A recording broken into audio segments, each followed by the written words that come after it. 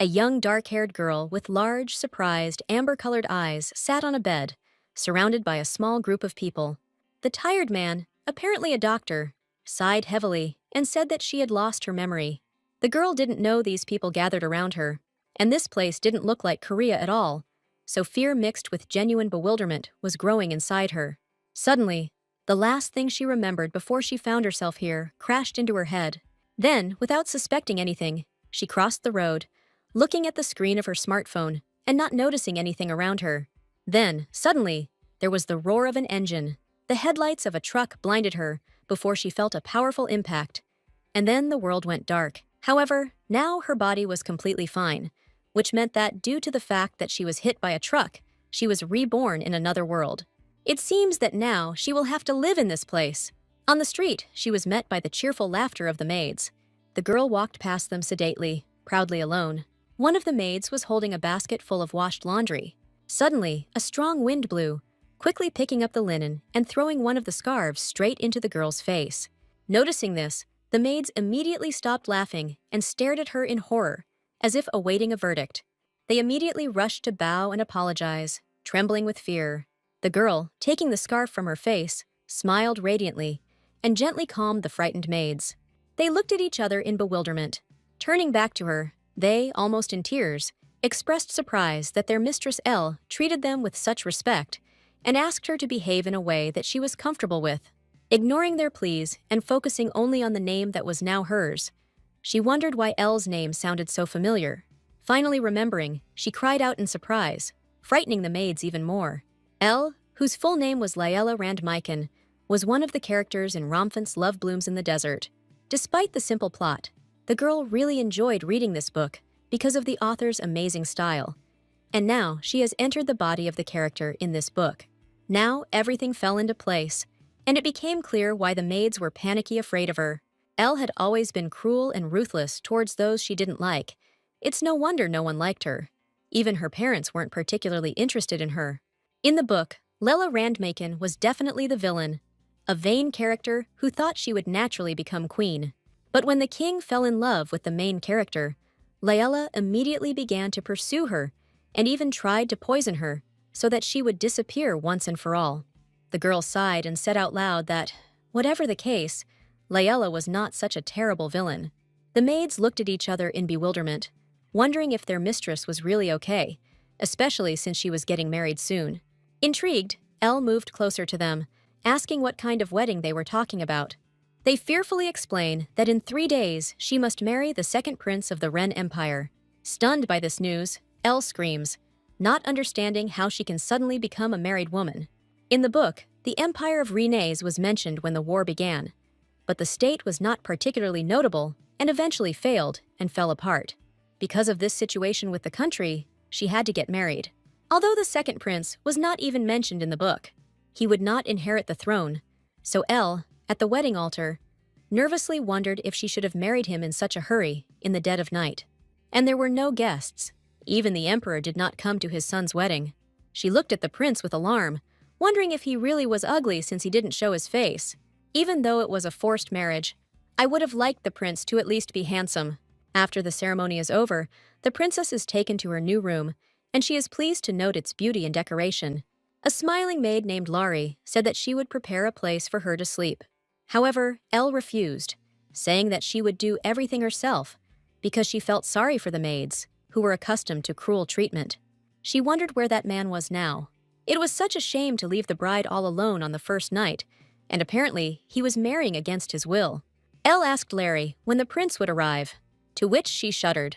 The maid hesitated, not daring to tell the truth. The girl asked her in surprise what had happened. Gathering her strength, Laurie finally said that perhaps the prince would not come at all. A shocked Elle falls to her knees with a grim look, not believing that he left her right after he got married. The agitated maid rushes to lift her up, and the girl sullenly thinks that perhaps this is for the best. It is so tiresome to live with someone whose character may be incompatible, and then it would be better not to meet until they die. However, when the prince did not show up even after a month, the girl irritably noted that this was too much. Turning to Larry, she asked a question that had been intriguing her for a long time, namely, how ugly was the prince? The surprised maid hesitated, not knowing how to answer her. Elle said she was willing to put up with everything, but she was really turned off by the ugliness, so it was important for her to know the answer to her question. Laurie asked, embarrassed, if the princess hadn't heard anything about him. She shares that, although she has not seen him in person, she has heard rumors that during the day, the prince takes the form of a monster. Imagining a huge fanged mouth, Elle recoiled, horrified that her husband was a monster. Larry continues that, according to rumors, when the prince was little, he was cursed by an evil wizard. That's why he always hid from others during the day. Elle understands that this is why the prince married her in such a hurry. She irritably reflects on how it was possible to marry off her daughter, who suffers from memory loss, to a man doomed to always turn into a monster at dawn. At night, the princess suddenly woke up. The moonlight was brightly flooding the room.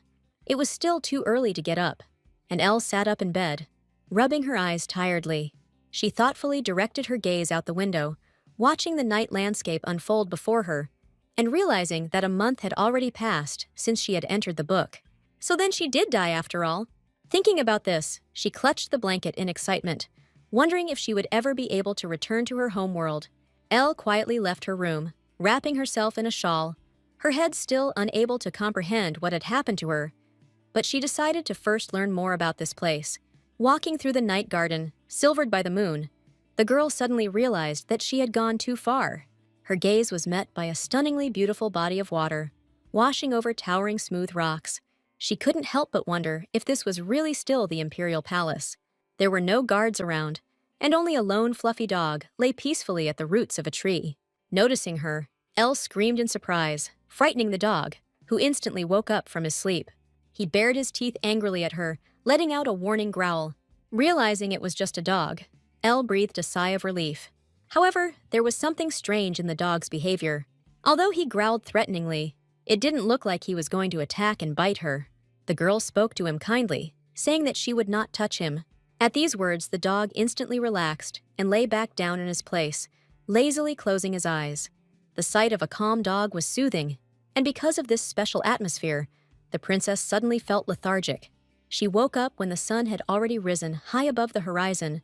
Some voice was persistently calling her, tearing her out of her sweet dreams. With difficulty opening her eyes, she was perplexed to find a sobbing Larry and several nervous soldiers around her. Seeing that the princess had finally woken up, Laurie rushed towards her in tears, lamenting that she had really been attacked. Confident in her conclusions, she cried out menacingly, "Who dared to do this?" And the soldiers took up her words, asking Elle to point out the identity of the non-existent attacker. She tried to explain everything, but they didn't let her get a word in, continuing to insist on the attack. Unable to bear it, Elle, burning with embarrassment, shouted that she had simply fallen asleep. There was an awkward silence. Laurie respectfully thanked the soldiers for their assistance, while Elle was practically dying of shame. She walked quickly back to the palace, and the maid, barely able to keep up with her, ran after her, lamenting that she was afraid, because she thought that something had happened to the princess, and that there was a commotion in the castle because of her disappearance. Elle stopped suddenly and asked if anyone in the palace kept a dog. Larry shook her head in surprise. This made the girl wonder what kind of dog she had met in that case. That night, the princess couldn't sleep again. She went out into the garden again, laughing and exhaling that she was looking for that dog because she had nothing else to do.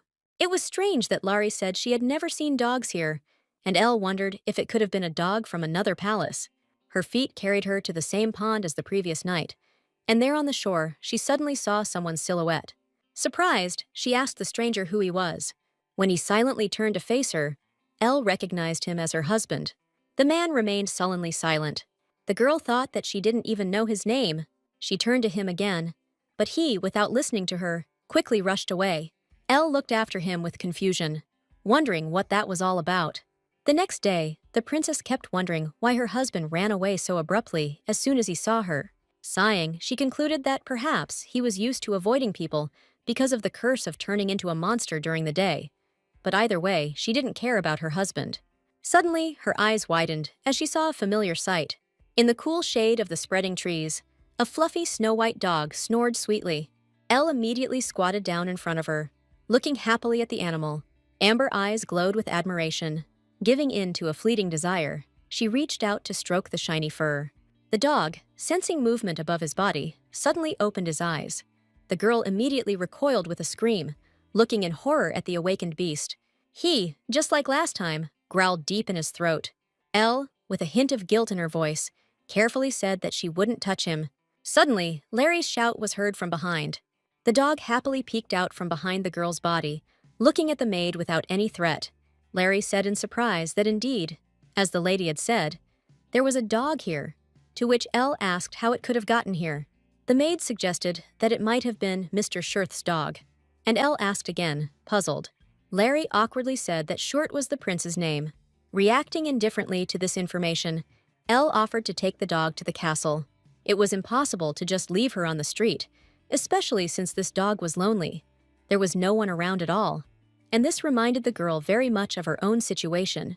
While carefully soaping the dog in the bathtub, Elle came up with the nickname Tofu. She spoke affectionately to Tofu, asking if he liked his new name. She said softly that if he wanted to live in the palace, he would have to become cleaner. The girl was enjoying the process to the fullest, smiling brightly. She asks the dog if she should join him. Elle begins to undress, carefully pulling the sleeve of her dress down her thin shoulder. The dog suddenly became alarmed. To the girl's surprise, he jumped out of the bathroom like a bullet, rushing towards the door. Tofu began to scratch the door desperately, showing that he wanted to get out immediately. Elle, perplexed, immediately rushed to the prankster.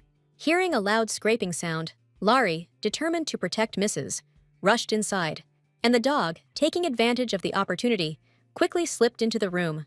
Noticing movement to her left, Larry glanced back in bewilderment. Disappointed in her whole life, Elle's face darkened. While carefully wiping Tofu with a terry towel, Elle gently asked him what had happened to make him lose all his previous calm so suddenly. She thoughtfully suggested that perhaps the dog simply didn't like to swim.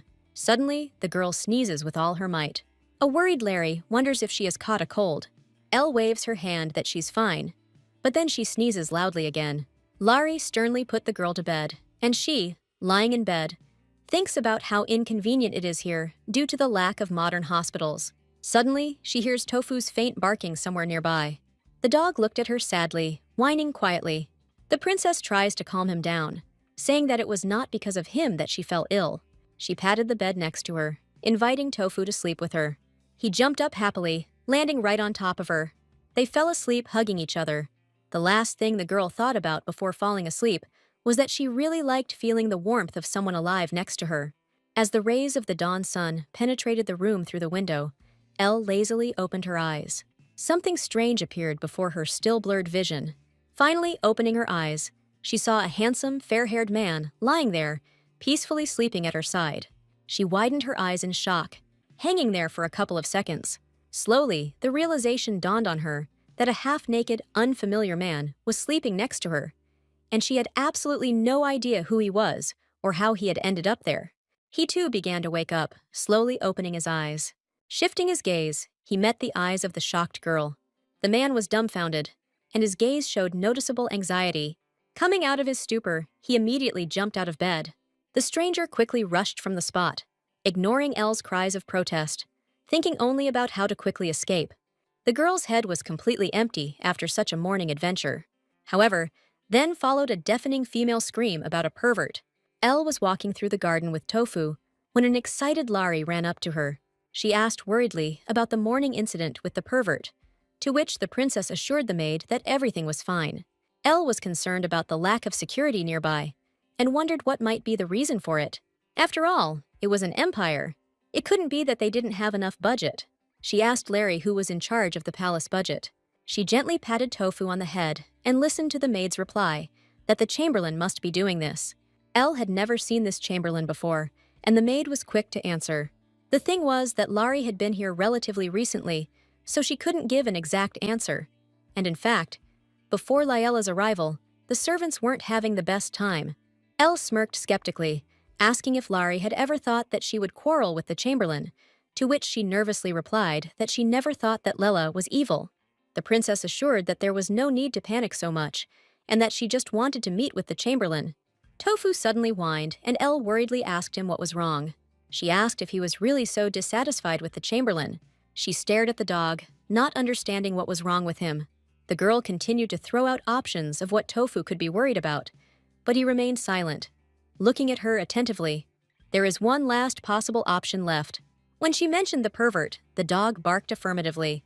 Elle was very surprised, looking at Tofu with bewilderment.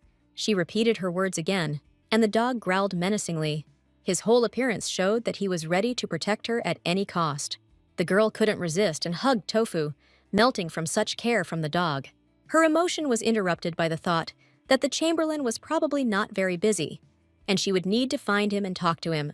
A few days later, the Chamberlain was leisurely drinking tea in the company of his servants. Elle came to visit him with Larry to talk. However, a serious young servant blocked her path, declaring that she could not go there now. She smiled and said that he should know who she was. The servants looked at each other nervously. Imitating the character of the book Yahello, the girl crossed her arms in displeasure and asked with irritation if she needed to be explained who she was. They bowed their heads respectfully to the princess, and she demanded to let her through. Tofu barked furiously, listening to the girl. The servant shouted harshly at the dog. Unable to contain herself from such treatment, Elle gave him a sharp, resounding slap in the face.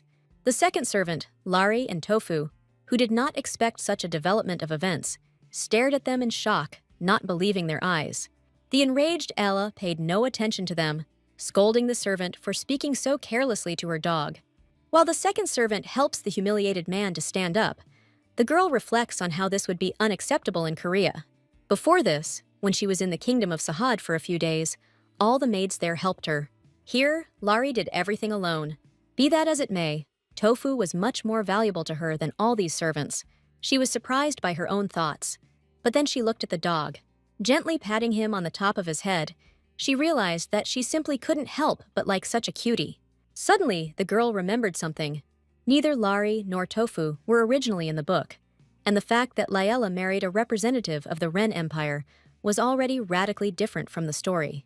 Soon the princess was taken to the Chamberlain. He frowned with displeasure when he saw them. He turned to Larry irritably, reminding her that he had personally intended to approach the princess, to which she responded in fear that several days had passed since then. The man was not satisfied with this answer, and, losing his temper, he began to shout at the maid for daring to contradict him. His tirade was interrupted by Elle, who spoke rudely to the Chamberlain. The man turned around to look at her in amazement at such impudence. Book Yahello was a very tough person. She didn't think about the feelings of others, so the girl, realizing that the only way to put the Chamberlain in his place was to imitate the heroine, boldly continued. She clenched her fist tightly, looking menacingly into the man's eyes. To everyone's surprise, she angrily hit him right in the face. The servants, frightened by the princess's behavior, covered their mouths with their hands in amazement. Larry was calm. She only carefully covered Tofu's eyes. Scarlet blood gushed from the Chamberlain's nose. He fell off the chair with a dull thud, screaming loudly in pain and clutching the bridge of his nose. Elle looked at his suffering with disdain. The man stood up and shouted that he would not leave this alone. However, he was met only with a stern look from the princess, who declared that he was nobody. She coldly asked who he could report her to, whether there was some nobleman behind him, or whether he was going to inform the emperor and empress. She didn't care. Finally, the shamed Chamberlain, whose name was Kapari, sullenly agreed to negotiate.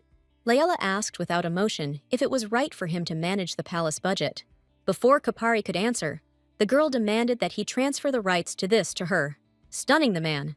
Originally, the budget was managed by the prince's agreement, but since the prince could only handle matters at night, the Chamberlain must rule during the day, and Elle wasn't going to let that go.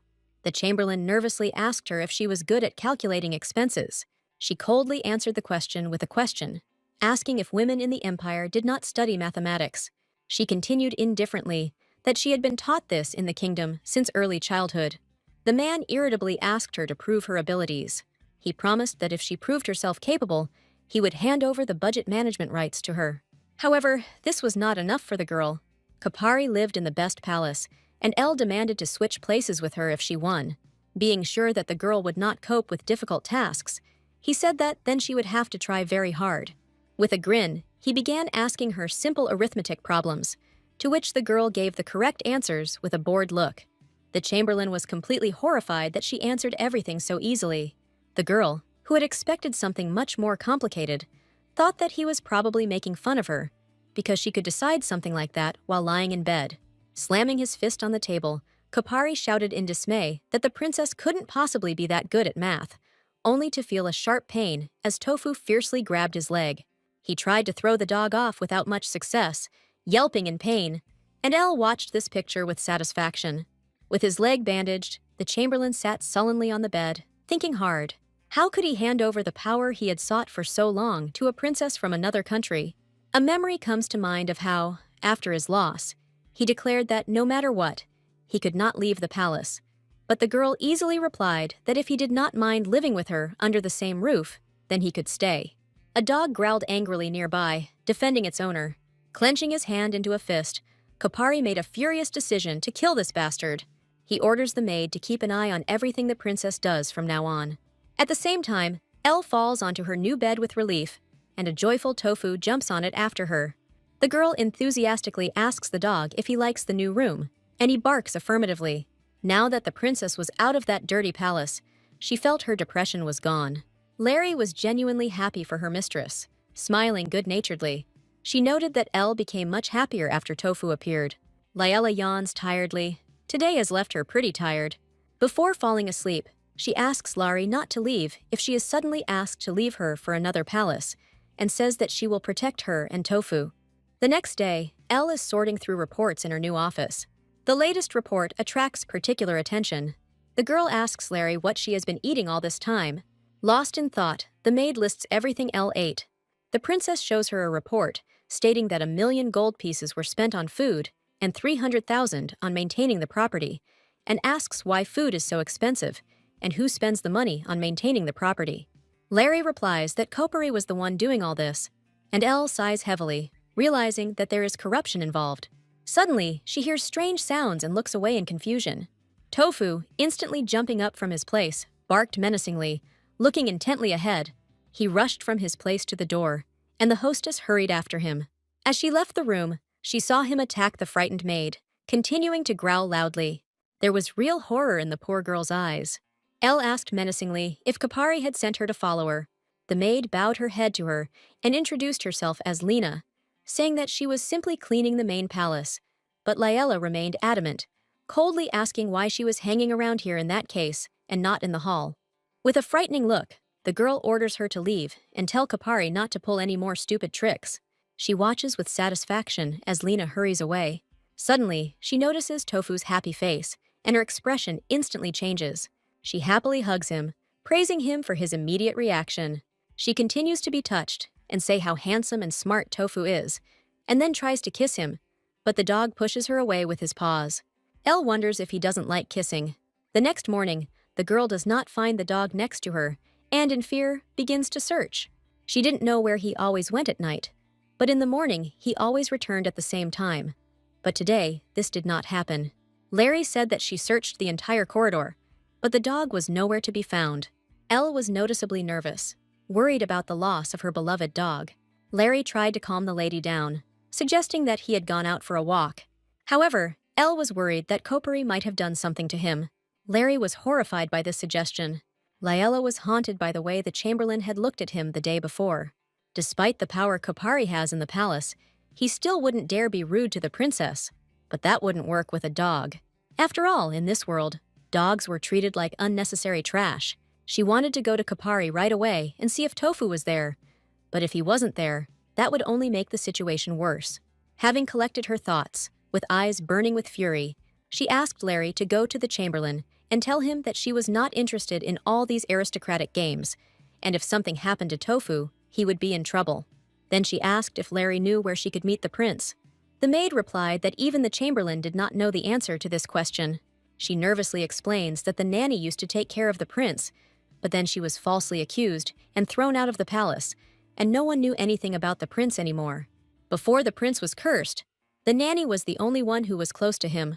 The princess asked in bewilderment, "What about the emperor then?" Larry sadly replied that the emperor was not interested in the second prince and did not even come here. It was getting late. The prince would soon become human again, so Elle made a firm decision to find him. However, the imperial domain was much larger than she thought, and it turned out not to be so easy. She couldn't use the servants and maids because they were helping Kopari. There were only 3 or 4 people with whom she could find Tofu and the prince, but even they were slowly starting to get tired.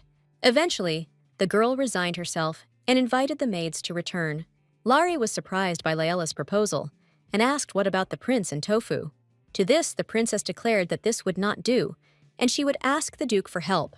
It was deep night, and at this time, Elle was writing a letter to the duke. Even though her parents married her off to a monster, it's unlikely they would have refused to help her. Suddenly, the door creaks open, and an excited Larry runs inside, distracting the girl. She anxiously reports that a letter has arrived, personally written by His Majesty the Emperor. The letter stated that the Empress wished Laela to come to the palace as soon as possible, and the Emperor sent his chamberlain and knights to escort her. The letter didn't say anything about why they wanted to see her, but the girl didn't care, and she smiled mysteriously. This was a great opportunity to ask the Emperor for help, and also to tell him about what Kopari had done, so she asks Lari to tell her that she is leaving tomorrow. Morning came. Elle is awakened by something wet and rough touching her cheek, and she reluctantly opens her eyes. Something white and fluffy appears before the blurry gaze. Suddenly, she finally woke up and saw Tofu alive and well in front of her, looking at her intently. Jumping up suddenly, she rushes to hug the missing dog, with wet eyes, lamenting how worried she was. Suddenly, she notices that Tofu has hurt his paw and calls out to Lari in alarm. Together, they treat his wound, trying not to hurt the dog. Larry cries out in anger, "Did Kopari do it?" Without a second thought, Elle calmly replies that he wouldn't dare. Hearing a reasonable question about who dared in this case, the girl plunges into thought. She promises herself not to hold back or get upset anymore. She needs to become angrier and stronger. This way she can protect those she loves. She tells Larry that, as planned, she will go to the Emperor, so she asks her to prepare everything. She will not be just the daughter of a duke from another country. She will show that she is a real princess and restore her rights. Larry, filled with enthusiasm, happily supports the girl and suggests starting with choosing a dress. Despite the maid's enthusiastic speeches, the princess is not so inspired. She asks Larry about the dress in surprise. However, when the maid takes her to a spacious hall filled with a variety of lush dresses and expensive jewelry, Larry's passion is transmitted to her. The maid, with a happy smile, shows her the jewelry that Layla loved before she lost her memory. The light from the multicolored stones almost blinds Elle, shielding her eyes from the bright glare. She reflects on how in the book, Layla only wore high-quality items, but the girl herself didn't understand this and wore whatever she wanted. Overexcited, Lari was becoming almost frightening in her ways, towering ominously over Elle as she promised to prepare her perfectly for the trip. Not accustomed to such luxury, Ella, having already changed, stood awkwardly, dressed in a chic blue dress, and massive gold earrings adorned her ears. Seeing her, Lari became even more delighted, and Tofu's face expressed extreme shock, and the maid, giggling, assumed that he had fallen in love. Elle, picking up on Larry's mood, asked the dog with a grin if he was really capable of such a thing. Lari stated that both humans and male animals were the same, and Elle asked in surprise if Tofu was a male. The maid suggested checking it out, but the dog got into a fighting stance and then jumped into the closet. He looked at them sullenly from under the half-open doors, and the girls discussed in surprise that sometimes he really did resemble a person. After a while, they went down to the garden, where Elle's carriage was already waiting. A stately man greeted the princess, introducing himself as the Imperial Chamberlain Shudin. Elle thanked him for coming to accompany her, and the chamberlain gave her his hand, helping her into the carriage. Suddenly, Tofu rushed towards them with a loud bark. One of the knights reached for his sword to drive the dog away. The enraged princess shouted at him. She angrily ordered the sword to be removed and explained that it was the dog she had raised. Turning to Shudin, she declared that the dog would go with her. The carriage moved off, and Elle closed her eyes tiredly, taking a deep breath. Then she looked at Tofu seriously and said that it was dangerous to do that, because he was already covered in bruises, and what would happen if he got hurt again. The dog pressed his ears back in shame. She asked him if he was afraid that she would leave him somewhere, and he confirmed this by barking. Lari, laughing quietly, said that he stuck to her like chewing gum, and when the maid stroked him, he was not as calm as with Elle. Soon they arrived at the palace. Elle looked at him nervously, mentally preparing herself for a meeting with the Emperor. The chamberlain told us to follow him further. Looking at the interior decoration, the girl thought about how expensive everything around was. Approaching one of the doors, Shudin knocked on it and announced the arrival of the princess. Elle entered a richly decorated room where the Emperor sat demurely on a sofa. He looked indifferently at the girl who entered. She bowed politely, greeting the Emperor. The emperor invited Elle to sit down opposite her, and she walked awkwardly towards the sofa. She was clearly uncomfortable in the presence of a silent, emotionless man. When she was already languishing with awkwardness, the emperor finally spoke. He began by saying that she had been married for a month now, and asked if she liked the palace, to which the girl replied that, overall, everything was fine. Looking up at Elle, he asked if she had seen the second prince. The girl replied sheepishly that she had only seen him on the day of the wedding, and the emperor asked if they had seen each other since. Feeling as if she were being interrogated, she shuddered and replied, no. She had to choose the right time to bring up Kapari. The emperor continued that he had called her today to convey something. He places a document in front of her, telling her that it is proof that she has the authority to manage the affairs of the palace. Elle looks at the man in shock as he continues that, although the chamberlain tried very hard to do his job, now she will do it. And since the second prince can't do his job properly, she will have to help. He will also send additional knights and guards to the palace. He then asked if she had anything she wanted to say, but Yahello, abandoning her plan to tell the emperor about Kopari, shook her head. She didn't think that she would get what she wanted so easily. Unexpectedly for Shudin, she asks him who she could talk to about corruption. She awkwardly clarifies that, as it seems to her, there were many violations. Shudin assures that in this case, he will inform His Majesty, and he will send someone to her later. Once outside, the girl rushes to Tofu, who is faithfully waiting for her. She hugs him tightly, not paying attention to anyone around her. At this time, the emperor is watching them closely through the window. There is something sinister blazing in his eyes. At the palace, Kopari savors wine, enjoying the solitude. He notes with satisfaction that after that incident, the princess became silent. A few days ago, a very nervous maid entered his bedroom. She told him the princess's words that if something happened to Tofu, he would be in trouble. Now he thought irritably that she must be so rebellious because she was from the Sahad Empire. Now that she was afraid for the dog, she would no longer dare to disturb him. And now all that was left was to think about how to regain power. A maid suddenly burst in and shouted that the princess had returned from the imperial palace. Kapari, displeased at being so brazenly interrupted, haughtily asked what the big deal was. However, the maid continued in fear that she had returned with the imperial knights. The chamberlain jumped up in amazement at this news, asking whether the emperor himself had sent them. Nervously biting his nails, he thought that the knights had definitely come at the princess's request to examine everything here thoroughly. He was going to appropriate enough for himself to buy a fake certificate of nobility and then leave this palace. He was so close to it. In a fit of rage, he swept everything off the table and screamed in despair. The wine bottle smashed against the wall, sending out shards of glass and blood-red splashes. The chamberlain breathed heavily, unable to contain all the anger that burned like fire inside him. Having collected his thoughts, he decides to collect all the money and run away. He assumed that such a day might come, so he kept a special record of which nobles he took bribes from, so that with this he could easily get his money. With a wild look, he opens the drawer in which the records were kept. His eyes widen and his body trembles. There was no report inside. At the same time, the princess was talking with the knights on the street. One of them assured the girl that from now on, she would be safe. Lari thoughtfully suggested that it seemed that Kopari had already discovered that the documents were missing. She asks Elle how she knew exactly where the records were kept in such a huge palace, to which the princess replied that she simply put herself in his shoes.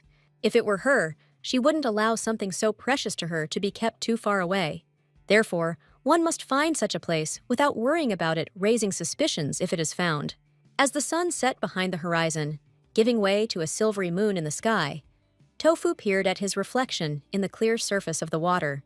His features, previously canine, quickly changed, taking on the appearance of a fair-haired man whose real name was Short Ren. He was the emperor's favorite and was soon to become the crown prince until this terrible curse befell him. One day, on the day of the imperial banquet, a wizard burst into the palace. He shouted loudly, sparkling with purple flashes of magic, that from now on the emperor would live his life like an abandoned dog. But Shirt rushed forward, covering his father with his body. For a moment, he was blinded by a bright flash of lightning, and he took upon himself the curse, turning into a dog. The wizard disappeared, and the mother fainted from shock. The emperor killed all the nobles who were at the banquet, and also sent all the wizards of the country to the guillotine. But everyone still found out about this incident. There were rumors that the second prince turned into a monster and disappeared. Soon after, the mother died of illness, and the emperor began to ignore his own son. Even the nanny was falsely accused and thrown out of the palace, and Shirt could not go outside because he did not want anyone to see him like this. At that time, he thought it was better to have no one around him, but then he met her. He wanted to be close to her, and so he was ready to protect her no matter what. Wounded, he came to his father's palace, bleeding. Ignoring the servant's cries that he needed to treat the wounds first, he swung the door open, meeting the emperor's cold gaze. He asked harshly why the prince had come to him. Shirt explains that he came to ask for a favor, even though it may seem rude. Kneeling before him, he asks him to protect his wife. Later, the reports that El found were delivered to the emperor, who was furious that the palace budget was being spent on personal needs. All the nobles involved were beheaded or demoted, and of course, Kapari was no exception. The emperor thought that this was even good, because he had a good opportunity to get rid of these parasites. However, he didn't think Shirt would ask for it personally. He had everything to become the crown prince: strategy, courage, a wise look. The first prince, Renard, lacks such qualities. If only it weren't for this damn curse. Suddenly, he remembers El hugging the prince in the form of a dog, and a bright thought comes to mind. He shouted that he knew how to lift the curse from Shirt. The prince had to really fall in love. However, what kind of person can love a dog? However, it is possible that the princess will be able to lift the curse, even though she is the daughter of a duke from the state of Sahad, which tries to attack the empire at every opportunity. But this problem could be solved, and the emperor calls Shudin, saying that he will need to send a gift to the princess. El, who had just finished sorting through the reports, stretched with relief. Worried about the girl, Lari noticed that she had been working since early morning. Elle leaned her hands on the table and let out a satisfied sigh, saying that she was glad that she had managed to solve the problem sooner than she thought. She continued that it was all because she had Lari and Tofu, causing the maid to break into a happy smile. With shining eyes, Lari said that she had prepared a really tasty breakfast today. The princess gasped in amazement. The table was simply bursting with various delicacies, and her eyes were running wild. The satisfied maid reported that although the food costs had become much lower, the food was much more luxurious. Now everyone did everything to impress the girl, all because she had the diamond necklace that the emperor had given her last time, which meant that she enjoyed his favor. Suddenly, Lari, thinking that Elle might change her maid because of this, began to fuss around her, assuring her that she was ready to be with her for the rest of her life. The girl smiled, happily saying that she and Tofu were enough for her. Those who chase money and power are the people who will disappear like a mirage when it all disappears. Suddenly, there was the sound of paws pattering, and Elle turned around happily. Tofu rushed into her arms, and the girl, filled with genuine happiness, tenderly hugged the dog. She turned to the dog, asking if he would stay with her for a long time, and he barked affirmatively. Unable to contain her emotion, Elle squeezed him even tighter, admiring the dog's smiling face. She actually sometimes thought that Tofu understood what she was talking about. Deciding to test his skills, the princess asks the dog to give her his paw, and he immediately gives it to her. She pretends to shoot a pistol, and the dog obediently falls on its back. When ordered to roll on the floor, he begins to roll in different directions like a big fluffy ball. The pleasantly surprised girl gives him a piece of meat as a reward. She then invites him to go for a walk, and Tofu barks happily. On the street, they come across maids sorting through a mountain of letters. When asked what it is, Elle is told that these are all invitations to social events, and rolls her eyes in boredom. It seems that even the noble ladies, who had not previously shown any interest in her, had heard rumors that she was enjoying the emperor's favor. But the girl was not interested in this, so she ordered them all to be refused. Having moved a decent distance away, Larry asks if she will continue to decline invitations, to which she receives an affirmative answer. Elle continues that, of course, it would be nice to be friends with the nobles in order to be prepared for any developments. But for now, she did not need it, and she was happy. But after this, invitations and refusals began to be repeated. Every day, the number of letters increased, and poor Larry was practically drowning in a pile of papers. But the lady remained adamant, asking each time for a refusal. When Larry visited 4 days later, the princess was already exhausted by the constant invitations. However, to the girl's great relief, the maid had not come for that reason, but rather to inform her of an invitation to a banquet to celebrate the second prince's birthday. Ella rubbed her temples tiredly, wondering irritably why they were going to hold a banquet in honor of the Beast Prince when they had never held one before. Thinking about what the Emperor was trying to achieve, she sat down to write a reply letter with a smirk. She needed to make sure that he wouldn't do such annoying things in the future. She hands the letter to Larry, asking him to send it to Shudin, to which she, noticing her evil smile, worriedly asks if everything is okay. With a frightening look, Ella states that, of course, everything is fine, thinking with anticipation that she will clearly show why Liella is considered the most evil woman in the kingdom of Sahad. Later, the girl was met by Madame Neria, the chief designer of the imperial family, who arrived on her orders. Elle greeted her with a bit of awkwardness, saying that she relied on Neria to choose her dresses. The princess's cunning plan was to wheedle a lot of money out of the emperor so that no one would want to invite her to such a party. Madame Neria opens before her catalogs with the most fashionable dresses of this season. However, whatever they showed her, Elle did not like. Finally, after looking through all the options, Layla sighed tiredly and asked the woman what style would suit her. She, with a graceful movement adjusting her glasses, declared with a sparkle in her eyes that brighter, rather than pastel, colors would suit her. She suggested raising the waist a little higher and making the sleeves pleated instead of lace. After some thought, the princess agrees. The girl tells Madame Neria to come to her with sketches and prepare clothes for the dog. The woman, thinking she had misheard, asks again in surprise. Ella responds indifferently that Tofu will also go to the party with her. A dismayed Neria exclaims that she cannot put her clothes on dogs. Hearing this, Tofu hangs his head sadly. Picking up the dog in her arms, the princess declares that in this case they cannot cooperate.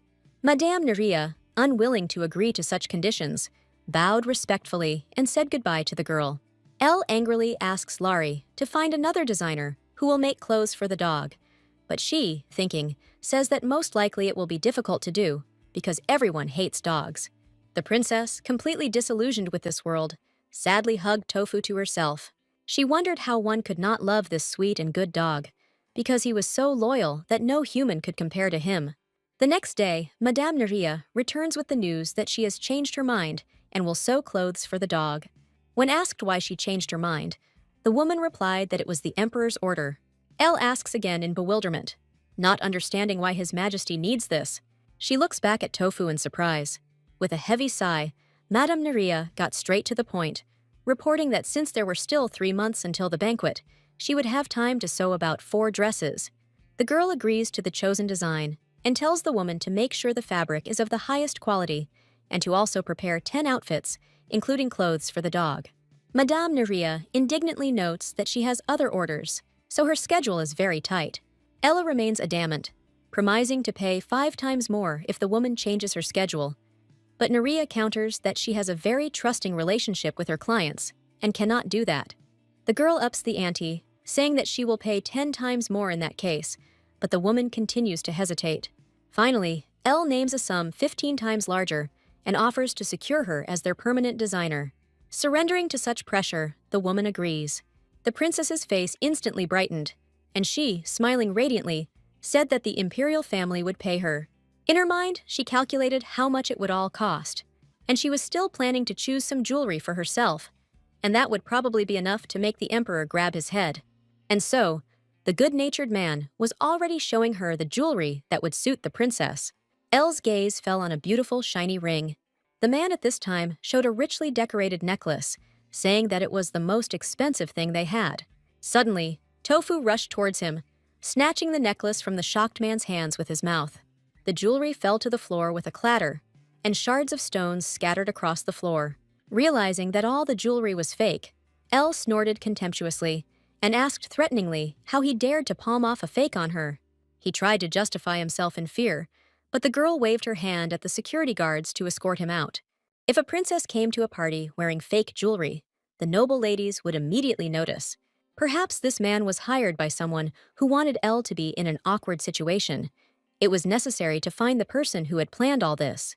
Elle coldly orders everything he brought to be removed and the man's tongue to be cut out so that he can never deceive anyone again. Crying in horror, the man shouted that he was only doing what the Earl of Severn told him to do. He continued that this person belonged to the highest noble faction, so there was nothing he could do about it. It turns out that the noble faction was targeting her, having ordered the man to be taken to prison. The girl strokes Tofu with satisfaction, praising him for his resourcefulness. However, the girl wondered how Tofu was able to immediately determine that the jewel was fake. She looked closely at his face, taking the dog by the cheeks. Elle screamed in amazement. Could her dog really be a genius? The next morning, Elle woke up earlier than usual, feeling her stomach growl with hunger. The hand came across something soft. Turning her head, she screamed in surprise and again saw that same pervert next to her, peacefully snoring nearby. The man sleepily opened his eyes at the girl's scream. He stared at her in amazement, while the girl calmly asked if he was a prince. The princess asked him to stay and talk, but the man did not listen to her at all. Opening the window wide open, he deftly jumped over it, jumping down. The girl rushed to the window in shock, but there was no one downstairs. Confused, she wondered what it was. At breakfast, Larry asked what was wrong with that pervert, to which Elle responded indifferently that judging by everything, he was her husband. The maid let out a breath of shock at this news. Elle chews thoughtfully as she muses that it is perfectly normal for a legal couple to share a bed together, but he suddenly appears and runs away without even speaking to her. Suddenly, the thought dawns on him that he is not only a monster who turns into a human being at night, but also cannot speak. However, it was unclear why the prince was secretly spying on her as she slept. Larry giggles and suggests that perhaps he liked the princess, but she shakes her head, since they only saw each other during the wedding. The carried-away maid dreamily says that perhaps he watched her from afar, learned that she was a good person, and therefore decided to go to her bed. Choking, Elle denies Larry's allegations and says that she didn't really care what her husband looked like. Anyway, it's just a place from a fantasy romance novel. She really didn't care what he looked like. She just wanted to hope that he would show himself to her confidently, without hiding. Unexpectedly for the girl, Tofu jumps on her out of nowhere. He takes his usual place on her lap and looks at her pitifully, with eyes that are wet, as if from tears. Elle asks worriedly why he is crying. Was the dog afraid that her husband would hate him? Holding him tenderly, she assures Tofu that he is the most beautiful creature on the planet and that her husband will not judge him by his appearance. Time flew by very quickly, and now the dying summer gave way to autumn. Unlike the bad events in the book, their life was peaceful and calm, and Elle became noticeably happier. Sitting on a soft blanket under the shade of colorful trees, the girl asked Larry if she still received many invitations from noble ladies. She nods with a sigh, answering that the warehouse was already so full that there was simply no space. Lost in thought, Elle thinks that if they are so persistent in sending invitations, then perhaps it would be better to show herself to them at least once. Suddenly, she asks when the prince's birthday is, and Larry, thinking, replies that it is tomorrow. Elle is completely confused as to how time has flown by so quickly. The next day, Madame Neria reports that the princess's clothes are ready.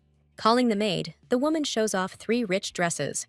She then holds out a box, saying that it contains the pants that Elle asked her to make. The girl happily takes out a checkered jumpsuit, admiring it. Neria, pleased with the work done, asks what kind of man she is going to give this gift to. However, Elle shocks the woman with her answer, saying that she will wear it herself. Neria nervously points out that this is not a dress. The girl, kindly placing her hand on her shoulder, asks her not to worry, because she prefers comfortable clothes rather than pretty dresses. She calmly walks away to the fitting room, while the tense woman realizes that they might get into trouble for having the princess in men's clothing. Her Highness will become a laughingstock, and Madame Neria's reputation will sink to the bottom. It was necessary to stop her by any means necessary. She began her speech of protest, but then the princess pulled back the curtains, revealing herself in a new outfit that suited her incredibly. Madame Neria gasped in delight, admiring her beauty. Larry squealed with delight, and Tofu barked happily in response. Pleased with the praise, Elle says that in that case she will wear this particular outfit, but the woman objects, explaining that in the Empire there is a strict division between women's and men's clothing, so this could cause problems. Elle calmly replies that traditions are of course good, but if you follow them, it becomes less interesting, especially since it's all already outdated. Recalling her native Korea, she says that such comfortable clothes will one day become popular. Madame Neria looks at her with respect, apologizing for jumping to conclusions. Soon they dress up Tofu, who groans from the new sensations out of habit. Elle melts with affection, admiring the beauty of her dog. The girl didn't care if they scolded her. She would still take her beloved Tofu to the party. The day of the banquet arrived, and the princess entered the hall in her new outfit, with the dog walking stately beside her. Everyone began to discuss her with surprise, noting that although the clothes on her looked unusual, they still suited her. Elle stood calmly in front of the throne on which the emperor sat. She bowed respectfully, and the emperor thanked her for accepting the invitation. The girl smiles politely, giggling maliciously in her mind that he hasn't yet seen how much money he had to pay for her presence. Rising from his throne, the emperor loudly announces the beginning of the banquet. Glasses filled with wine were raised up. The sound of glass clink was heard, and the assembled people heartily congratulated the second prince on his birthday. Elle noted with annoyance that the main hero of the occasion was not there, as was the point of this party. Suddenly, someone approached her and asked her in an ingratiating tone whether it was true that she was the daughter of the Duke of Sahad. Turning around with displeasure, she sees in front of her a girl who introduces herself as Robadine Sidel, daughter of the Marquise of Rennes. Elle turned away indifferently. Robadine chuckled maliciously, stating that Sahad was much smaller than Rennes, so the Marquis of Rennes had a higher rank than the Duke of Sahad. The girl choked on her wine from such impudence. She smirked and noted that she was now the Princess of Rennes, so it didn't matter what status she had before her marriage. Covering his face with a fan, Robadin says sarcastically that every princess is different. Faced with Elle's indifference, the girl frowned, declaring that Yahello was uneducated and spoke rather harshly, which was expected from a resident of Sahad. Elle coldly says that she is more educated than Levin herself, deliberately confusing the girl's name. As expected, she loses her temper. The princess mockingly asks to understand her situation because she is from Sahad, so it is difficult for her to pronounce her name, again distorting it. Robadine starts screaming, unable to bear the bullying. Her friend comes to her aid, smilingly asserting that Elle must be simply heartbroken because she could not receive love from her husband. The princess noted that they were both unmarried, to which Robadin's friend nervously asked what the big deal was. Elle grinned and said that she was sorry to hear them say that, because her own worth did not depend on her husband's love. She asked sarcastically if they just liked to hurt others to feel better about themselves, and then continued with a smile that they needed to love themselves first. Robadin asked angrily if she was trying to teach them. Suddenly, a man appeared from behind Robadin, interrupting their discussion. Turning around, the friends bowed in fear. It was the first prince, Reynard Rennes. He asked ingratiatingly if he could speak to the princess alone, and the girls immediately left. The prince smiled mysteriously, asking if she was his brother's wife, to which the princess replied that she was. Tofu growled in warning. Ignoring the dog, Renard introduced himself as the crown prince, taking the girl's hand. Elle smiled awkwardly back, thinking that it probably wouldn't happen. After all, according to the book, the emperor did not have time to conduct the ceremony of transferring the title of crown prince before his death. Renard flatteringly said that for the good of the empire, she had to marry a monster. He approached her, touching her shoulder with his hand. He whispered in her ear to find him when she needed him, and that he would not treat her badly. Tofu spoke up again, growling menacingly. He lunged at the prince, sinking his fangs deep into his leg, biting through the soft flesh. The man fell to the floor with a groan, clutching his injured limb with his hands. The guards immediately rushed towards them. The prince began to shout in rage that they should kill the maddened dog immediately. Elle hugged Tofu close in horror, screaming at them not to touch him. The guards surrounded the girl, not daring to touch her, and the angry Renard continued to shout for them to kill the dog. The emperor approached and besieged him. He noted that today was too good a day for that.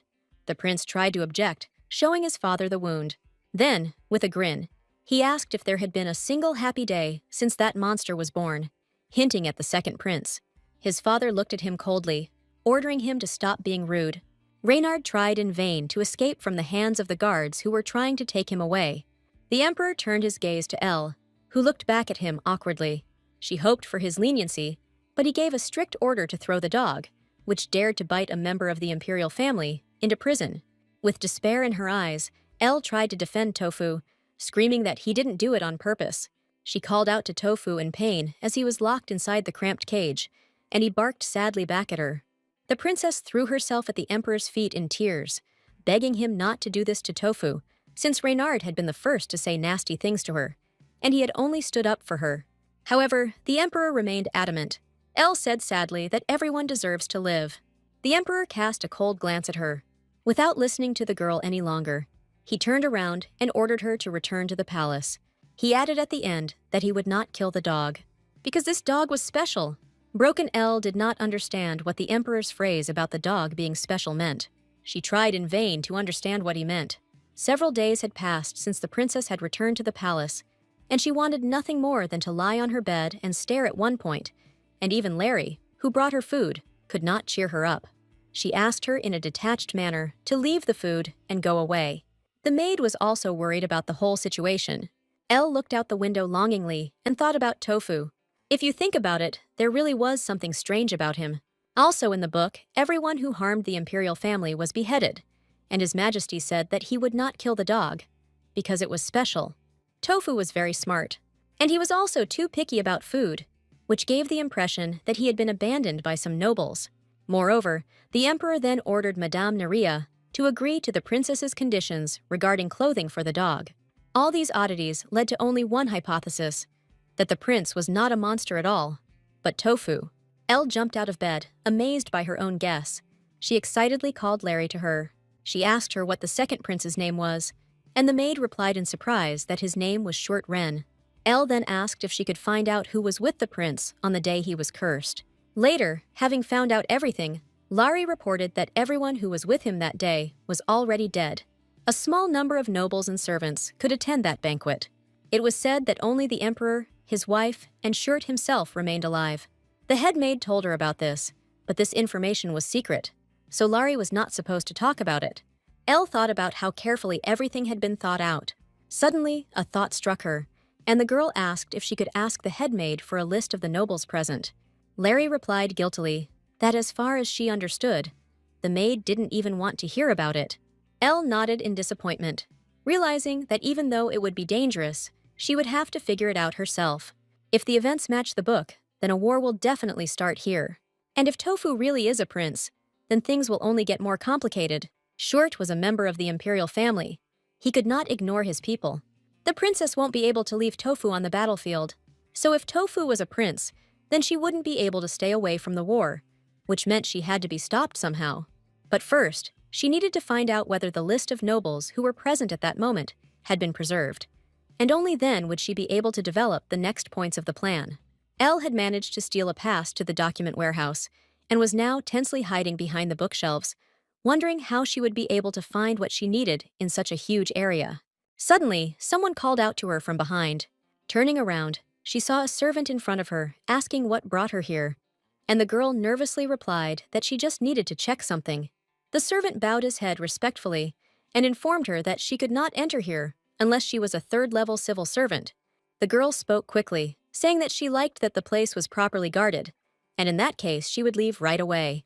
Having failed, Elle did not even think of giving up, deciding to return at night. Suddenly, in the hallway, she meets a maid who tells her that Tofu has returned. Elle bursts into the room, shouting the dog's name loudly. With her gaze, she finds the beaten dog. With tears in her eyes, the girl hugs Tofu to herself, asking in a trembling voice how this could happen. The dog devotedly nuzzles Elle's hand. The princess cannot hold back her tears. She was glad he had been saved, but she couldn't understand how someone could have left not a single whole spot on such a small body. An excited Larry hurried after the doctor. Elle lays Tofu on his side, looking at the wounds with concern. The blood did not stop, flowing in scarlet drops from the deep wound. Soon Larry and the doctor burst into the room. The girl realizes that Larry had to lie that the princess was sick, because no doctor would come to treat the dog. Elle pointed sadly at Tofu, saying that it wasn't she who was sick, but the dog. The doctor asks again in confusion, to which the girl, ignoring him, asks if he can cure him. He shakes his head, saying that he treats people, not dogs. An enraged Elle harshly says that he means he is not a doctor. She angrily orders him to leave the palace immediately. The doctor objects that he cannot be thrown out simply because he refused to treat the dog, since all doctors would have done the same. The princess coldly remarks that she needs a doctor who will save lives, not stand by. Without listening to his objections, she orders him to be thrown out. Turning to Larry, she asks the maid to make an announcement, saying that she urgently needs a doctor who can save any life, including a dog's, no matter the cost. Then she takes out some medicine from the chest of drawers and wonders if she can give it to the dog, since it is intended for humans. Deciding it was worth a try, she poured the solution into a saucer. Moving the saucer closer to Tofu, the girl asks him to try drinking the potion. He, overcoming the pain from his wounds, gets up and begins to lap up the healing liquid. Then he lay back down, and Elle, stroking him carefully, wondered if she could just ask him if he was her husband. She was more than happy with the fact that Tofu was just a dog, but if he turned out to be human, she wouldn't mind either. After all, she loved him for who he was. She watched the sleeping dog carefully until night fell, and the room was plunged into darkness, lit only by the dim light of the moon. Tofu's appearance began to change until it took on human features. He really turned out to be a man, just as Elle thought. Perhaps Shirt didn't know his secret was out, and then she would have to wait until he told her directly. Gently touching his head, the girl whispered to him just not to die. The next morning, Elle rubbed her eyes sleepily as she sat up in bed. Tofu woke up and looked at her in bewilderment. The girl happily asked him if he had slept well, pretending not to know anything about it. He shook his head nervously, not understanding how he ended up here. The princess, looking at him with a smile, thought about how fantastic it was that he really did turn into a dog every morning. She informed Tofu that she had also just woken up. Elle opened her arms for a hug and gently called the dog to her. Tofu happily rushed towards her, clinging to his owner. Several days passed, and Elle carefully bandaged the dog's body. She noted happily that he had almost recovered. Suddenly, Larry burst into the room screaming. She dumped out a huge pile of letters, explaining that these were all invitations from nobles. The princess awkwardly noted that she had made a fuss at the second prince's birthday party, and they had decided to send her invitations again. Larry reported that, whatever the case, strange rumors began to circulate. The reason why His Majesty did not kill the dog that attacked the imperial family was because the princess enjoyed the emperor's favor. In addition, they also discussed what clothes she appeared in.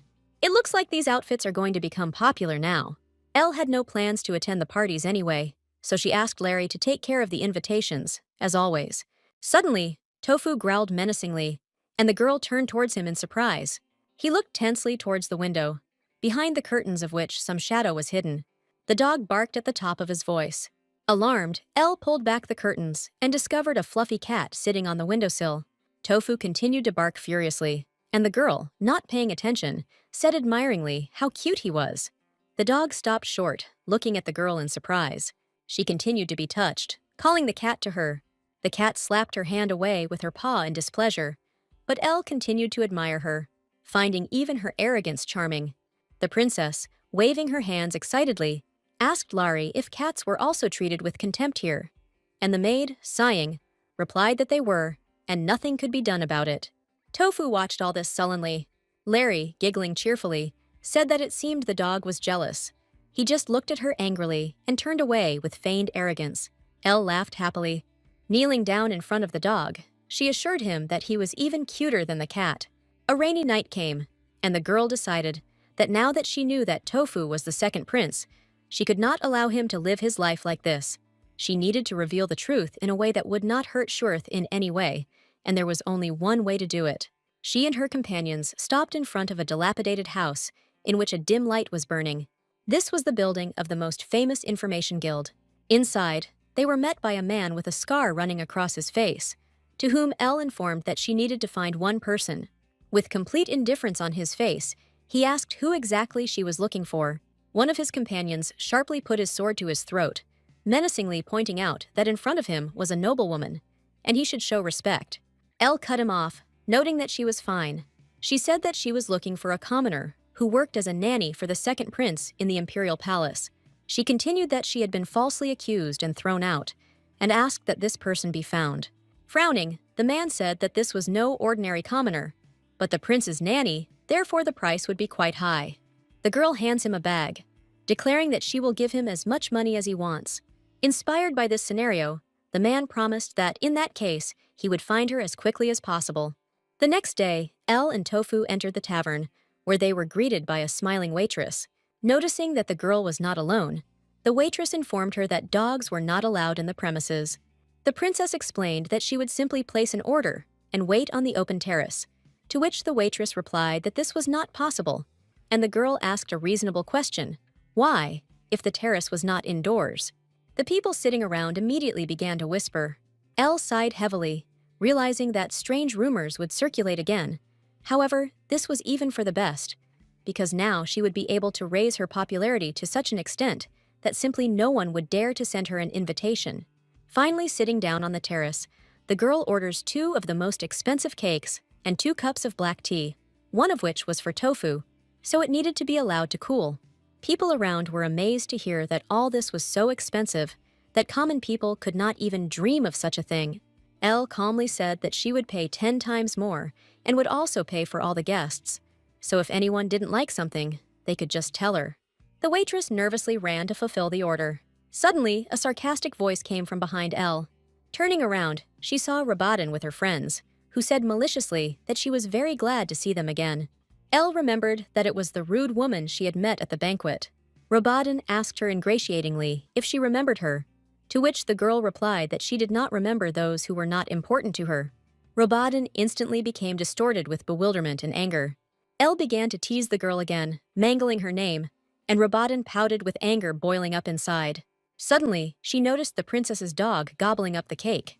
She said sarcastically that Yahello's love for dogs suited her very well. Not noticing the mockery, Elle beamed and said that she too would advise her to get a puppy as a pet. Reborn snorted and declared that she had no hobby in raising useless creatures. Taking a sip of fragrant tea, Yahello calmly reproached that measuring someone else's life by its usefulness was heartless. She continued that she had the feeling that Reborn was ready to kick people out of her circle if they were no longer useful. Reborn was alarmed by such an abrupt change of topic. Elle noted that she simply said what she thought, and that, whatever the case, she believed that someone's life in itself cannot be useless. The guests surrounding them began to whisper disapprovingly, looking in the direction of the Marquise's daughter. Elle said mockingly that in fact, when she lived in the kingdom, she had a very bad character. However, after meeting Tofu, she became softer. Perplexed, Reborn asked her again what it meant that she had become softer, and the girl replied that she had had depression that no one could cure. But then she recovered. One of Reborn's friends awkwardly raised her hand, asking if it was true that dogs could help with some emotions. The princess nodded, smiling radiantly. At night, the girl tried in vain to fall asleep, but sleep just wouldn't come to her. She was terribly curious about what Short was doing now. She got out of bed, wrapping herself in a shawl, realizing that she wanted to see him. Under the light of the silvery moon, the prince sat on the ground, leaning against the trunk of a spreading tree and contemplating the sparkling surface of the water. Out of breath from running, Elle stopped nearby. Hearing someone's footsteps, Short turned around in confusion. Everything inside him shook, and the prince started to run. But the girl's loud voice stopped him. Elle bowed politely and said softly that she wanted to get closer to him. The man, having listened to her request, nevertheless turned around to leave. However, Elle, not intending to give up, desperately grabbed his hand. Short spoke to her for the first time, saying that if they were together, the curse would spread. Smiling, the girl asked why he got married then. She apologized for grabbing the prince's hand and asked him not to run away again if he didn't mind talking. The man sighed resignedly. Elle sat down on the grass near him, and there was silence for a few seconds. The girl spoke first, asking if she could call him Mr. Shirth, and he said yes. She noted that he could call her Yahello or Elle, whichever he preferred. She shared that she had heard that the prince had a nanny and asked if he was interested in how she was doing. Short replied in an indifferent voice that he had not. Elle didn't expect such an answer, so she asked again, dumbfounded, if he really didn't want to meet her. The prince dejectedly said that it would be better for him not to get involved with anyone. It was enough for him that he knew she was doing well, so there was no need to look for her. Elle thought with disappointment that the nanny was the only one who stayed with Short until the end, and he would definitely want to meet her.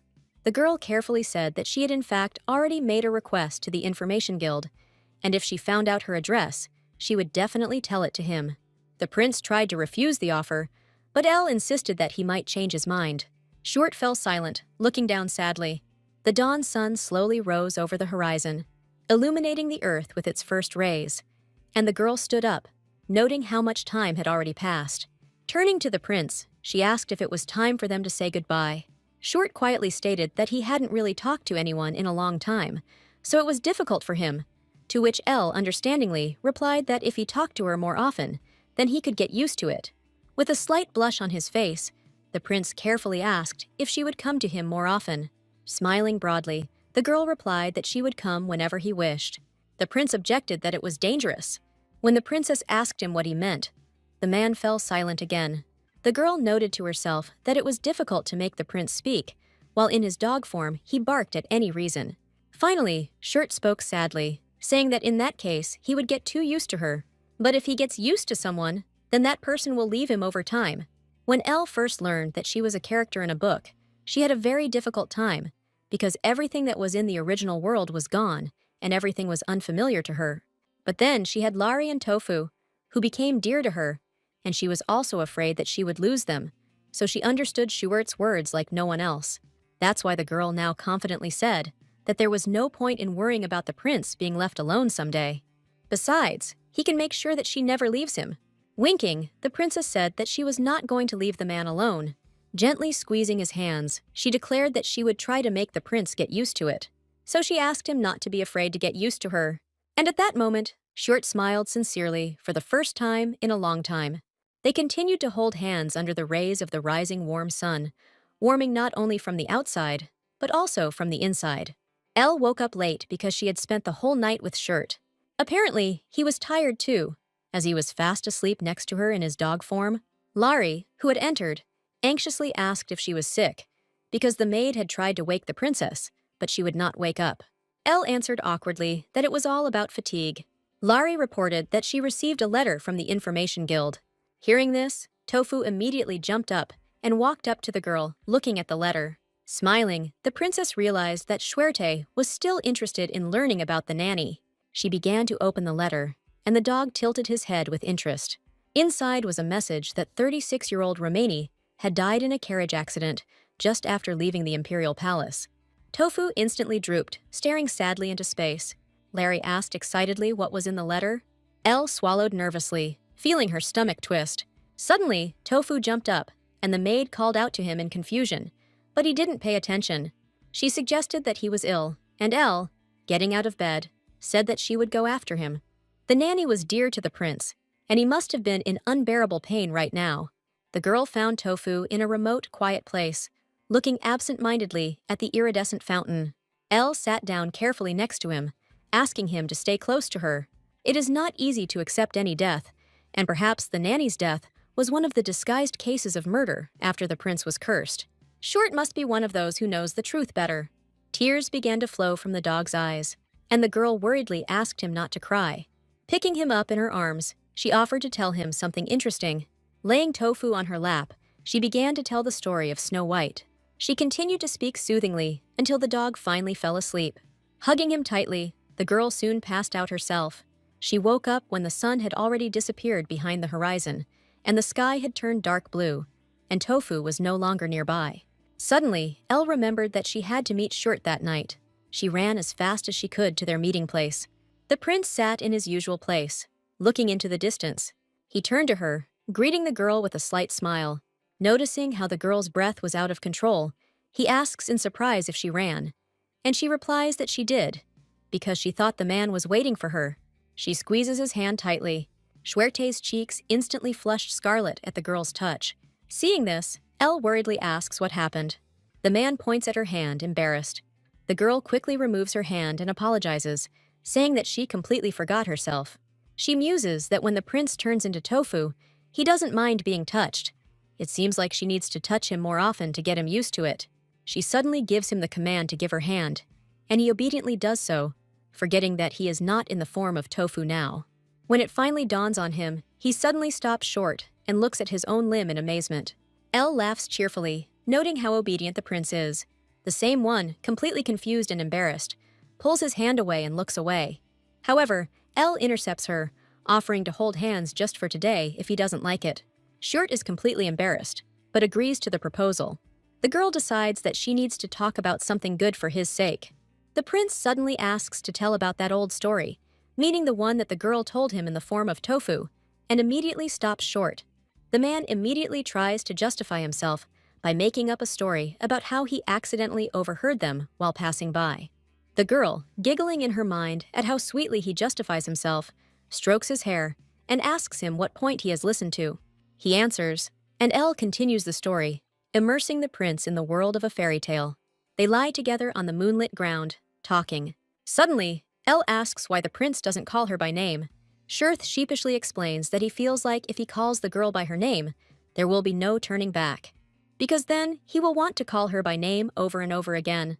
He ends by saying that he will say her name when he is ready, and the girl is amazed to think that what he is saying now is much more complicated than just saying her name. Suddenly she rises, struck by the thought that she does not want to hide anything from this man. Short stands up after her, looking at her in surprise. Gathering her courage, she confesses that she is not really Yahello. A little awkwardly, but gradually, the girl thought that they could get closer, but with secrets it was harder. The more Short lies, the harder it will be for him to speak, and even more difficult to come up with excuses. And she also didn't want to keep secrets from such a beautiful and innocent man. So, clenching her hands tightly into fists, she decided to tell the truth and meekly asked to be called by her real name next time. The prince, perplexed, asked her again what this meant. The girl awkwardly explained that the body really did belong to Yahello, and it was all difficult to explain.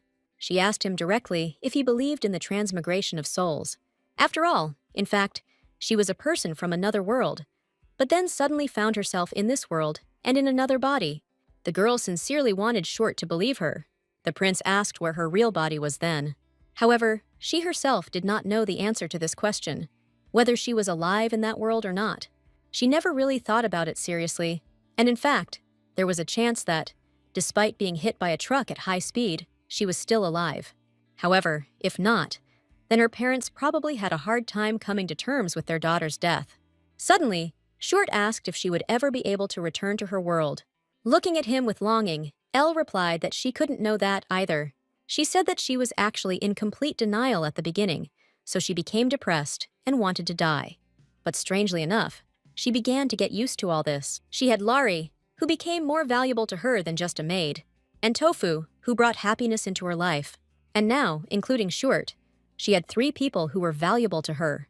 That's why she didn't want to lose this world just like that. Short touched her gently, asking if it would be shameless of him to ask her not to go anywhere. Elle beamed and grabbed his hand in shock, asking if this meant he believed her. The prince replied that yes, since she said so. He shared that at first he was surprised, because she approached him without the slightest hesitation, even when he was called a monster. And then he was scared, because he thought that she, a kind person, would leave him somewhere. In fact, after she took his hand, he began to have recurring dreams about her leaving him. Elle's eyes widened in surprise, amazed at the prince's thoughts. Short squeezed her hand and confessed that he didn't care if she was a stranger from another world. He just wanted her to promise that she wouldn't leave him. For him, this was the most important thing. With a gentle smile on her face, Elle assured him that she would not leave him just like that. Short asked what her name was before she came to this world. The girl happily replied that her last name was Sun and her first name was Irin. Short repeated her name, savoring the sound of it on his tongue. A delighted Irina exclaimed enthusiastically, pressing her cheek to the man's palm. Irina admitted that after talking with him, she felt much better, because no one knew about this before him. So, from that moment on, he could also tell her something honestly. After these words, Short stopped abruptly, calling the girl. He quietly revealed that he actually had something he couldn't tell. Irina thought that he would say this sometime later, but she would never have thought that it would happen today. The prince was noticeably nervous, unable to say what he was going to tell the girl. The man grabbed his head and began to tremble slightly. Irin immediately ran up to him and sat down next to him, trying to calm Short down. She hugged him tenderly, knowing that because he had been isolated from the others for so long, it was difficult for him to tell the truth. She assured the man that it was okay that he couldn't talk about it, and he could tell her the truth when he was ready. Gathering his courage, the prince raised his head, intending to tell everything. However, they were interrupted by someone's voice insistently calling for the princess. Short stood up abruptly, throwing out a parting word that they would see each other again, and disappeared into the deep thickets. Irina looked sadly after him, when a sobbing Larry rushed towards her. The maid did not find her in the room, so she began to worry a lot. Irina, shocked by Larry's reaction, apologized and suggested going home. Taking one last look at the bushes where Short had disappeared, the girl wondered if the day would come when she would be able to hear the truth. The first thing Irene sees when she wakes up in the morning is Tofu's face, looking sadly at her. She happily hugs the dog, saying how nice it is to see him this morning. The girl suddenly noticed that Tofu's heart was beating very fast and wondered if he was nervous. and her heart was pounding for some reason. She said nervously that she would tell Larry that it was time to serve breakfast. Irina went out into the corridor, calling Larry. However, instead of her, he runs into another maid. She excitedly announces that Mr. Reynard has arrived. They tried to calm him down, but he kept demanding that they give him the dog. Irene, irritatedly thinking of Reynard as a psycho, decided to go to him herself. She took Tofu into the room and laid him down on the bed, asking him to wait for her there. The dog whined pitifully, not wanting to let the girl go alone. However, Irene assured him that it was too dangerous, so he shouldn't go out. After leaving the room, the girl ordered the maid to report this situation to the emperor as soon as possible. She was sure that since the emperor knew that Tofu was Shuert, he would definitely come to the rescue. Walking further, she suddenly came across Renard, who was mocking poor Lari, who was meekly enduring the blows of the first prince. Tears came to her eyes, but she remained silent. Irene rushed towards her, but Renard blocked her path, mockingly greeting the princess and calling her trash. He angrily asked where she hid that bastard, meaning Tofu. Irene, not afraid of the prince's attacks, only looked at him with irritation. She walked on, ignoring Renard. She approached one of the servants, who looked at her nervously, not understanding what awaited him. Suddenly, she swung her leg and brought it down hard on the servant's leg, pushing through the flesh with her heel. He screamed, bent double in pain. Irina asked angrily how they dared to come here and make such a noise. She continued, turning to the servant, asking if his boss was indulging in his whims. Shouldn't he, as a subordinate, stop him? An enraged Renard drew her attention to himself. However, Irene immediately threw his hand off her shoulder, menacingly asking if she had said something wrong. The shocked prince cursed, then said that he thought that since the emperor was generous to her, then he too would follow his example.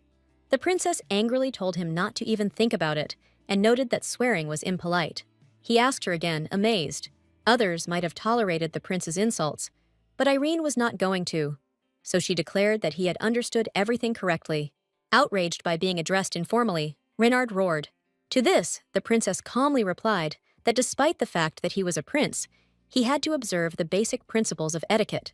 But apparently, Renard didn't even know the basics. The prince screamed in anger, causing Irene to cover her ears with a carefree look. Then she said sarcastically that it was okay if he didn't know, because he could always learn. And at the end, she mockingly called him a bastard. Reynard finally lost his temper and shouted, asking what gave her such faith that she thought she could behave in such a way. Irina calmly pointed behind him, saying that the answer was there. The prince turned around in amazement. Behind him were the imperial knights, led by Shuden. The chamberlain bowed politely, greeting both of them. He said that by order of his majesty, he had come for the first prince, Reynard Wren. The knights grabbed the prince by the arms, intending to take him away, to which he indignantly tried to fight back. He threw out at the end that he would definitely get Elle and that bastard. She, not fearing the man's threats, indifferently showed him the middle finger. When the prince was finally taken away, the princess sighed wearily. She approached Larry with concern, asking if everything was okay, to which she happily replied that she and the other maid were fine. Shooting apologized for causing them trouble and said that the emperor would make sure that the first prince did not bother her again. Irina, hugging Larry, replied that she hoped so. In fact, she didn't believe it at all. Seeing how much poison there was in Reynard's eyes, it was hard to believe that he would back off. Entering the room, Irene let the girl go ahead, saying that they needed to treat her. Suddenly, both of their eyes widened in horror. Scarlet blood flowed from Tofu's paw, spreading in spots across the carpet. Irina immediately left all her worries behind, because now she was most worried about the dog. Apparently, he tried in vain to open the door with his paw, which is how he injured her. Larry immediately rushed to get the medicine. Irene had tears in her eyes, and she gently took Tofu's paw, sadly calling him a fool. She warned me that it would hurt and asked me to be patient. Tofu hung his head dejectedly, whining quietly. Soon Irene bandaged his paw and also smeared Larry's wounds with a healing potion. After this, the girl sat down tiredly at the table. Tofu whined guiltily as he looked at her. She turned around, and the dog instantly rushed into her arms, which made Irina smile. She explained that she didn't go with him because she was afraid that something would go wrong, and if the same thing happened, she would do the same thing anyway. Tofu shook his head in protest, barking indignantly. The princess threatened that if he acted recklessly again, she would bathe him herself, patting him on the back, and kiss him 500 times. The dog froze instantly. Irina realized with satisfaction that he seemed to have understood everything so well. At the same time, the first Prince Renard drank away his humiliation by destroying everything around him. He wondered with displeasure what the emperor was thinking when he took the side of the princess and the dog. Before that, he had shouted furiously at his father, asking why he was so protective of the second princess. He grinned evilly and suggested that perhaps she was his secret lover. The emperor immediately gave him a resounding slap, declaring that he would receive his punishment when he sobered up. Reynard was sure that the emperor and the princess were in cahoots, and there was a high probability that it was connected with Shorth. Since childhood, the first prince compared himself to his brother. Even after he turned into a monster, he had a wife who ignored Reynard. Having opened a new bottle, the first prince decides to find out what kind of relationship these two have. He drunkenly called the butler to him. He immediately goes to him, turning to the prince with concern, and he orders that the Marquis of Tenero be called immediately. At this time, 2 knights, the heads of the 2nd and 4th regiments of Imperial Knights, come to the princess, who wanted to ensure better protection. Irene greeted them politely, smiling and saying that she relied on them. A more experienced second-in-command will accompany her directly. The 4th took on the complete protection of the palace. Of course, there was also the opportunity to control close associates through Larry, because in the fantasy world, the main characters suffer most from their inner circle. At dinner, Irene asked the second-in-command if he could accompany her at night. She explained that she actually saw Schuert every evening. Larry was amazed, because the princess never told her about this. She asked indignantly if this meant that Elle had met him the night she went missing, and Irene replied with a smile that it was true. She apologized to Larry as she picked up Tofu. Elle warned that Schuerte might be scared that someone else was with her. Bowing his head, the knight promised that in that case, he would accompany her at a distance. Larry suddenly asked what the second prince was like, because according to rumors, he was a terrible person. Irina assured that he is very kind and good, and sometimes sweet. Tofu immediately beamed, barking happily. At night, the princess came to her usual place, where a fair-haired man was waiting for her. Irina ran up to him happily, saying what a pleasant wind there was today. Sitting down on the grass, the prince asked to be called Schuel, which was his nickname when he was younger. Elle noted happily how similar their names were. Schuert blushed and said sheepishly that he liked it too. Here, Irin reminded that the prince wanted to say something last time. She assured him that the man could tell her about it when he was ready, and said that she was very glad that he allowed her to call him by his nickname. After that, they talked for a long time. Schuert said sheepishly that if he seemed timid, he was not. Irina was surprised by this, but with a radiant smile, she assured him that she understood him.